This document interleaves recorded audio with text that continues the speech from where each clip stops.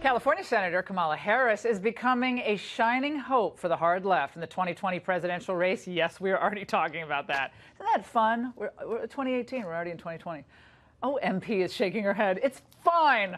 And she has liberal heart swooning even more after a report that her office, check this out, refused to even accept a courtesy phone call from the White House counsel's office about, of course, the Supreme Court pick.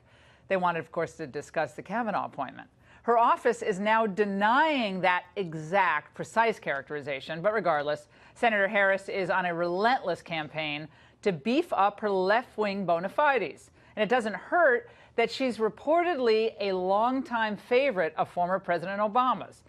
But can she reach Obama-like status with the left? Here to discuss is Congressman Sean Duffy and Austin Dove, an attorney who's run in many of the same legal circles as Senator Harris. Great to have you both on. All right, Kamala Harris, I see her as a likely 2020 frontrunner. I don't think it's going to be Elizabeth Warren. I don't think it's going to be Bernie Sanders. Joe Biden is not going to resurrect the Amtrak Express. That's not. Hillary is not going to be with the Scooby-Mobile. That's not going to happen. It's going to be someone like Kamala Harris. Now, Mr. Dove, you know Kamala Harris. What about her versus Barack Obama? Are they of the same epic, star-like quality for the Democrats? Well, other than the fact that it's kind of trite to say just because of their ethnicity is similar in terms of being biracial, they're obviously both from the Democratic Party. They're very strong candidates, but they come from different beginnings and different origins.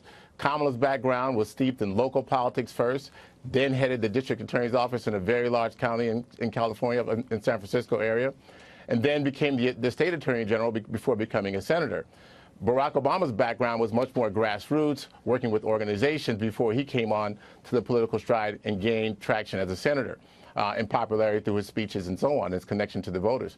I think in any sense, we want a candidate who resonates with the voters, someone who can connect, someone who has a strong background in policy, in lawmaking, and understanding how to work across the table in different circles. And I think Kamala is that candidate. Austin, you lost me at work across the table. You were doing really well until you got to that point. And by the way, I raised her as a woman who's a former prosecutor, very strong background in the law as Obama. I don't think it wasn't anything about her ethnicity. It's about the fact that she has. It's about the fact that she has a pedigree and is now trying to push a more her left-wing bona fides, much more so than just her days as a prosecutor, which I think are really interesting. But let's talk about what she said today about Brett Kavanaugh. Didn't sound like she was interested in working across the aisle. Let's watch. Listen, if you are a young woman in America, or you care about a young woman in America, pay close attention to this nomination. Pay close attention, because Kavanaugh has made his purpose clear. It's about government taking on the decision about a woman and what she does with her body, instead of giving that woman and her family and her God the power to make the decision for herself. Okay, so Brett Kavanaugh is essentially, we're supposed to believe, Sean Duffy, standing at a Planned Parenthood abortion clinic and barring women from going in. That's what the woman who is the 2020, I think, likely presidential contender. Laura, first, set that aside. I mean, the thing that Kamala Harris is talking about protecting women's rights. How about protecting a woman when she's in the womb as an infant? Someone who's the most vulnerable in any stage of life when they're in the womb. And I know that's not the debate we're having here, but the fact that you're talking about women's rights and not protecting women's rights in the womb is outrageous. That aside, I think, and I think your intro was absolutely correct. When we talk about Kamala Harris and Barack Obama, it's not about race. It's not about their background. It's about who can be radical, who can be a leader of the resist movement, who can be the biggest hater of Donald Trump. Because if you're a Democrat, there's no ideas, there's no policy that you can run on. It's just being a resistor. Not only that, but I think Democrats are so engaged in what's happening right now because if you can't win at the ballot box, if you can't win votes in Congress, you have to look to the courts to have activist judges that will implement your progressive liberal socialist policies for you, because you can't do it in Congress and you can't win the hearts and minds of voters. And so you want to have the activist court initiative, and you also have who's going to lead the resist movement. And Kamala, I think, fits both of those, or Senator Harris, I should say, fits both of those narratives. Now, Austin Austin, I remember the comment that Barack Obama made not too long ago about Kamala Harris, and this is why people still today say, of all the people out there, possible people running in 2020, she's probably his favorite. Let's watch. I'm out in California. We're at a fundraiser. We're having a nice time. I happen to mention that Kamala Harris is the best-looking Attorney General in the country. As you might imagine, I got trouble when I got back home. Who knew Eric Holder was so sensitive? Haha. Well, I thought we weren't supposed to objectify women who are like went to prestigious law schools. I'm just teasing. See, I think that kind of humor is fine, but the left, Obama can make those jokes, but conservatives can't. But Austin, what's your thought here? I mean, is she the Kamala Harris, the tough-nosed prosecutor, or is she the Kamala Harris, if you care about women, then you have to stop Brett Kavanaugh? Because to me, the latter is just not going to resonate with Ohio, Pennsylvania, and Wisconsin. Well, I don't think those two are mutually exclusive, nor do I think the fact that being an attractive woman sort of excludes you from being politically adept and capable of being a leader the way Kamala has demonstrated. No, I'm talking about commenting on it. Do you comment on people's looks, Austin, while you're... I mean, you probably don't, because that's just not... Well, most of us in polite circles are told not to talk about that. I actually think it's funny.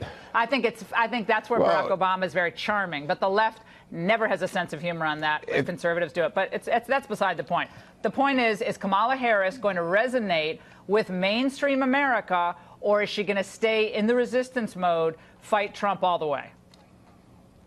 Well, first of all, her comments about her thoughts about what's happening with women's rights coming up in certain swing decisions that will be taking place coming up, I think it's important for her to establish up front and say, this is where I stand on this. And I think that we're talking about a more than 40-year-old precedent that may be up on the block again. That's important for her to articulate that very clearly as well. As far as what her viewpoints are, can she gain traction, come outside of the resist mode as you've characterized it? I don't think that's where she really sits. I think as a former prosecutor, as you indicated at the outset, I think she's got strong chops there. I think she's got strong chops in lots of policy. Lots of policy. You keep saying lots of policy. I'm not trying to be difficult here, but Sean, you're in Congress. What is the Democrats' agenda? I'm talking about what agenda do the Democrats have except stop Trump? They have zero agenda.